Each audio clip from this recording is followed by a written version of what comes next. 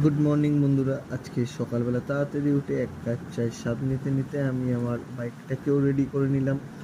তো বাইকটা রেডি করার পরে আস্তে আস্তে আমি আমার অফিসের দিকে যাচ্ছি। তো যেতে যেতে সুন্দর পরিবেশের সঙ্গে আমি আমার অফিসে এসে পৌঁছালাম। এসে দেখি চারিদিকে কত পার্সেল আর পার্সেল। ও বাবা, এ তো চক্ষু চড়ক গাছ হয়ে যায়। তো সঙ্গে সঙ্গে আমি আমার পার্সেলের ব্যাগটাকেও গুছিয়ে নিয়ে আমি গন্তব্যস্থলের দিকে গেলাম। তো এরপরে আমাদের আধা ঘন্টা বাইক রাইডিং এর পর গরম জামকে সঙ্গে নিয়ে আমার আস্তে আস্তে আমি আমার গন্তব্য এসে পৌঁছালাম।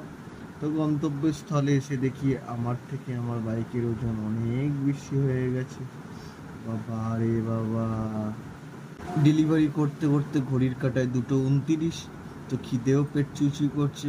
চলে গেলাম সোজা হোটেলে, গিয়ে এক প্লেট চিকেন ভাতের সঙ্গে